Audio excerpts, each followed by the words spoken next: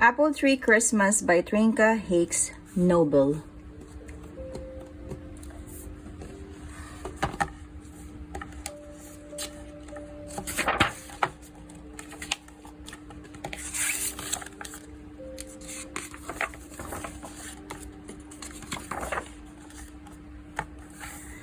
The Ansterbergs live in the end of an old barn.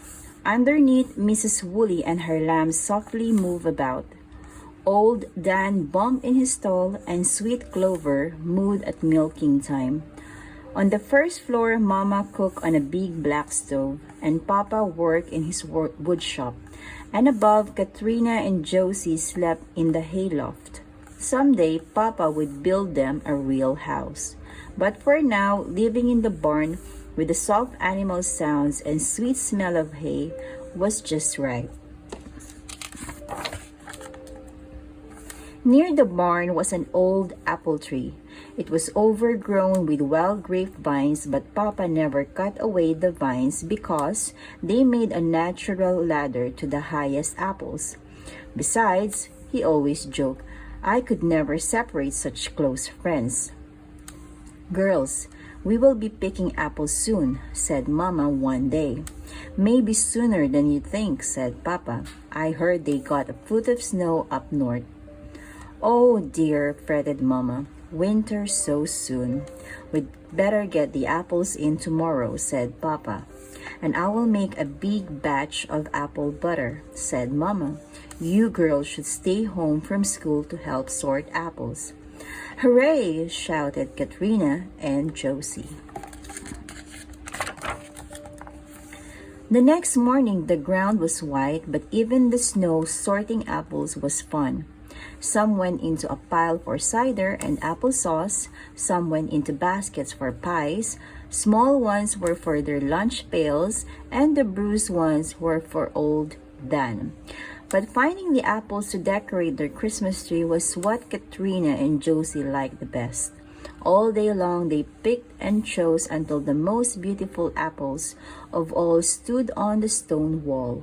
Then Mama picked the biggest one. This will make a nice clove apple for our Christmas dinner table, she said. They wrapped the rest of the apples in cloth, and Papa put them in the bottom of the barn to keep until Christmas. Now that all the apples were picked, Katrina and Josie could climb the tree as much as they wanted. The snowy weather did not stop them. Every day after school, they would play in its branches. On one side, Papa had pulled a thick vine down low enough to make a swing for Josie. The other side of the tree belonged to Katrina. One limb made a perfect drawing board. She called it her studio. There she would dream and draw until the cold winter sun glowed low behind the trees.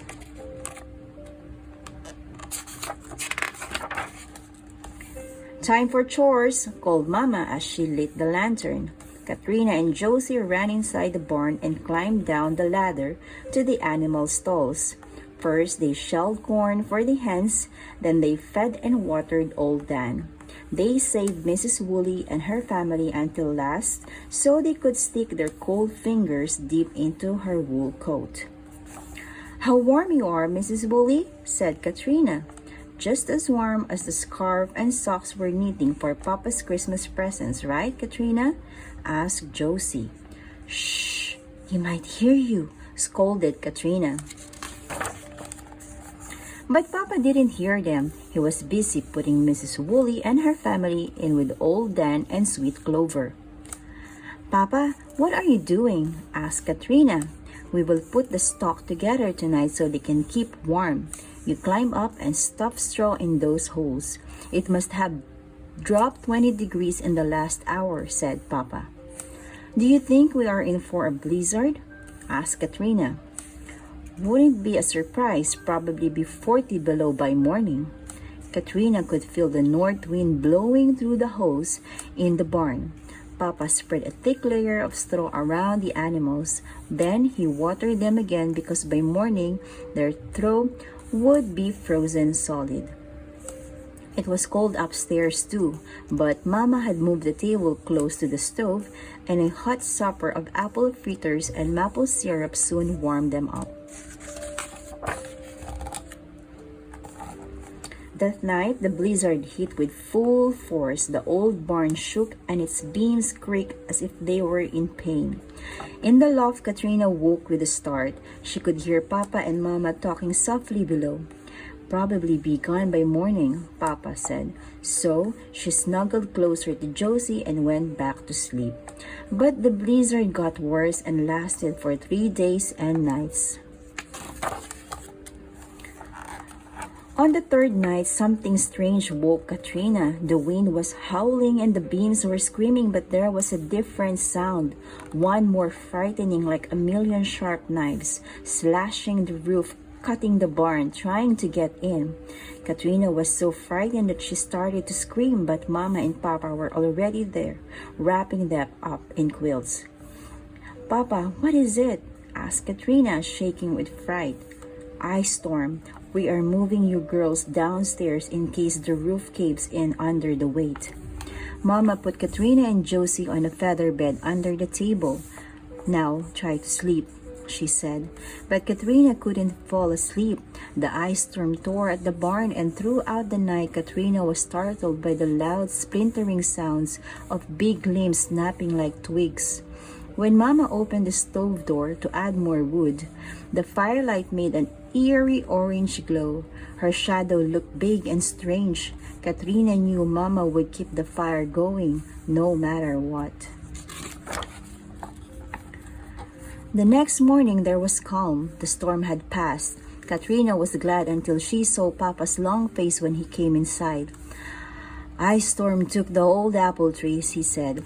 "But surely the vines would hold it together," said Mama. "No, it's split right down through the middle. I'll chop it up for firewood," said Papa. Katrina ran to the window and knelt down.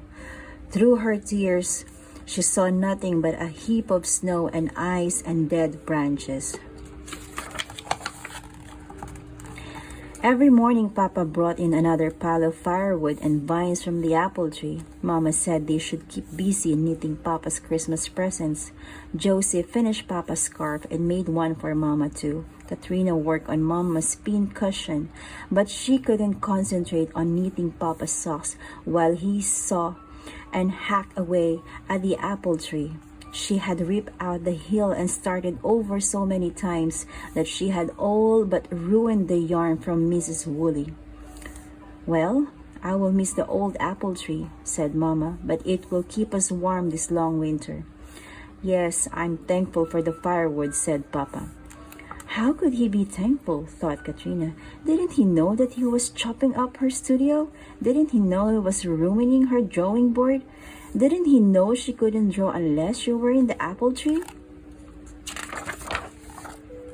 The day before Christmas came, Mama made her clove apple and began baking pies. Papa brought in a fresh pine tree and they decorated it with the beautiful apples. But to Katrina, it just didn't feel like Christmas. Even when she went to bed on Christmas Eve, Papa was still sawing away at the apple tree. On Christmas morning, their stockings were filled with oranges, wild hickory nuts, black walnuts, and peppermint sticks. Josie gave Papa and Mama their scarves, and Katrina gave Mama the pin cushion. But it still didn't feel like Christmas to Katrina. Then Papa said, "Now, my little ones, turn around and close your eyes. No peeking." First, Katrina heard Papa ask Mama to help him. Then she heard him hammering something to the beam. Then he dragged something across the floor. "All right, you can look now," said Mama. They whirled around. There, hanging from the beam, was Josie's swing, the very same vine swing from the apple tree. Sitting on the swing was a little rag doll that Mama had made. Near the tree was a drawing board made from the very same limb that had been Katrina's studio. On the drawing board were real charcoal paper and 3 sticks of willow charcoal. Katrina softly touched the drawing board. She wanted to say, "How wise and wonderful you are, Papa," and "Thank you, Papa," and "I'll always love you, Papa." But all she could say was, "Oh, Papa, Papa didn't say anything either. He just handed her the 3 sticks of charcoal. Josie began to swing with her doll and Katrina started to draw. Now, she could see how beautiful Mama's clove apple looked on the white tablecloth and how shiny red the apples were on the Christmas tree. Now she could smell the fresh winter pine tree and the warm apple pies. Now it felt like Christmas. Katrina gave her first drawing to Papa. It was a picture of the day when Papa picked the apples and Mama made apple butter, and Katrina and Josie sorted the apples. In the corner, Papa wrote, "This picture was drawn by Katrina Ansterberg on Christmas Day, 1881. Then he hung it in his wood shop, and there it stayed for many long years."